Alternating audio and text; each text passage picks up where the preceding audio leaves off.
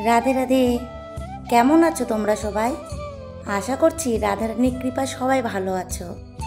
তোমাদেরকে স্বাগত জানিয়ে আমার আরেকটি নতুন ভিডিও শুরু করলাম।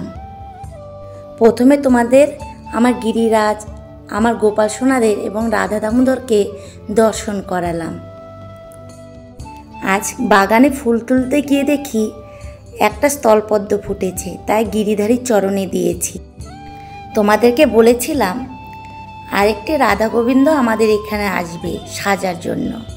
এই রাধা গোবিন্দ এসেছে অঙ্গরাগ করার জন্য। তোমাদেরকে আজ রাধা গোবিন্দের অঙ্গরাগ দর্শন করাবো। প্রথমে গোবিন্দকে পরিষ্কার করে নেব গোপীচন্দন, তিলক আর টক দই দিয়ে। পরিষ্কার করার পর কাঁচা দুধ দিয়ে স্নান করিয়ে দেব, তারপরে অঙ্গরাগ করে দেব। আমি শুধু তোমাদেরকে গোবিন্দের স্নান দর্শন করাচ্ছি, রাধারানীর স্নান দর্শন করাচ্ছি না। প্রথমে তিলক আর টক দই দিয়ে ভালো করে ঘষে নেব, যাতে নোংরাটা উঠে যায়। তারপরে দুধ দিয়ে স্নান করিয়ে দেব। দুধ দিয়ে স্নান করানোর পরে আবার জল দিয়ে স্নান করিয়ে দেব। স্নান হওয়ার পর শুকনো বস্ত্র দিয়ে গোবিন্দকে মুছে নেব। তারপর নতুন বস্ত্র পরিয়ে দিব। দেখো, এই বস্ত্রগুলো আমি কিনে এনেছি আমি পছন্দ করে। কেমন হয়েছে তোমরা বলবে। আমার তো খুব পছন্দ হয়েছে। এখন আমি গোবিন্দকে আর রাধারানীকে অঙ্গরাগ করে দেব। তোমরা সবাই দর্শন করো। আমাদেরকে কর্ম অবশ্যই করতে হবে, কারণ কর্ম না করলে কোনো কিছুই হবে না। আমরা যেরকম কর্ম করব তেমনই ফল পাব, কিন্তু কোনো কর্ম করতে গেলে ফলের আশা করে কর্ম করা যাবে না। আর সবসময় আমাদের সৎকর্মই করা প্রয়োজন। কোনো সৎকর্ম করে কখনোই কিছু চাওয়া যাবে না, কারণ যদি আমাদের কিছু পাওয়ারই হয় প্রভু তা অবশ্যই দেবে। সেই জন্য চাওয়ার কোনো প্রয়োজন নাই। আমাদের শুধু নিঃস্বার্থভাবে কর্ম করে যেতে হবে, শুধু কর্তব্য জ্ঞানে কর্ম করে যেতে হবে, আর ভালোবেসে। বিশেষ করে তো গোবিন্দের কর্ম করতে গেলে কোনো আশা করা যাবে না, কারণ ভাবতে হবে প্রভুকে আমি ভালোবাসি, ভালোবেসে আমি গোবিন্দের কর্ম করছি। কারণ আমরা যে গোবিন্দের কর্ম করছি এটা আমাদের অনেক জন্মের ভাগ্যের ফলে। পৃথিবীতে তো কত মানুষ আছে, সবাই তো গোবিন্দের কর্ম করতে পারছে না। গোবিন্দ কৃপা করে তার সেবাতে তোমাদের নিযুক্ত করেছে বলেই তোমরা গোবিন্দের সেবা করতে পারছো। এটাই তো সবচাইতে আমাদের কাছে বড় পাওয়া। আর কি চাই? কারণ এত কোটি কোটি মানুষের মধ্যে প্রভু তোমাকে তার সেবায় নিযুক্ত করেছে।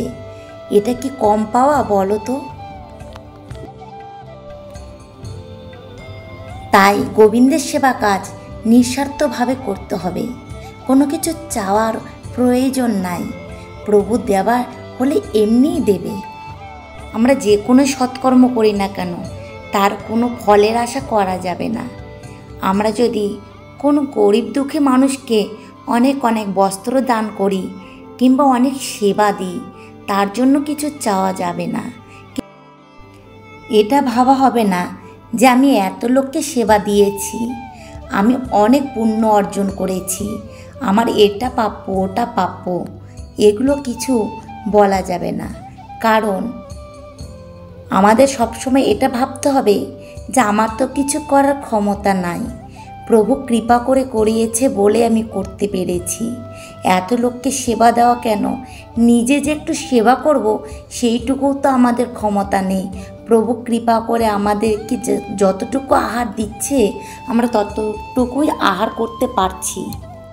প্রভু যদি আমাদের আহার না দিত আমরা করতে পারতাম না।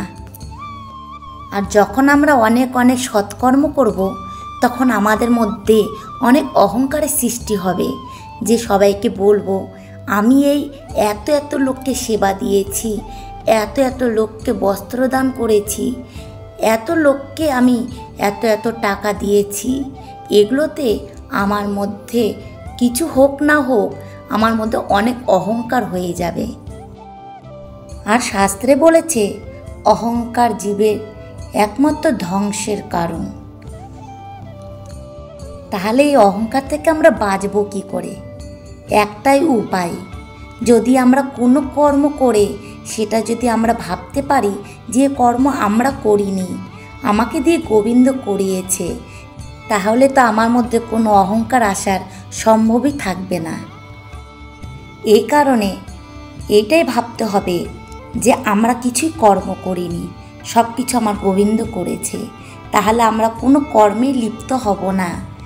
সব কর্ম যখন গোবিন্দের চরণে অর্পণ করব, তখন সেই কর্মগুলো সেবায় পরিণত হয়ে যাবে। এইভাবে বিনা স্বার্থে গোবিন্দেরও সেবা করতে হবে এবং জীবেরও সেবা করতে হবে। আর গোবিন্দের সেবা করতে পারছি, এর থেকে বড় চাওয়ারই আর কি আছে? আমার কাছে তো এটাই সবচাইতে মনে হয় যে অনেক বড় বরদান দিয়েছে গোবিন্দ। প্রভু আমাকে দিয়ে তার সেবা কাজ করিয়ে নিচ্ছে। আর আমরা সংসারী জীব, আমাদের মধ্যে তো দুঃখ কষ্ট আসবেই।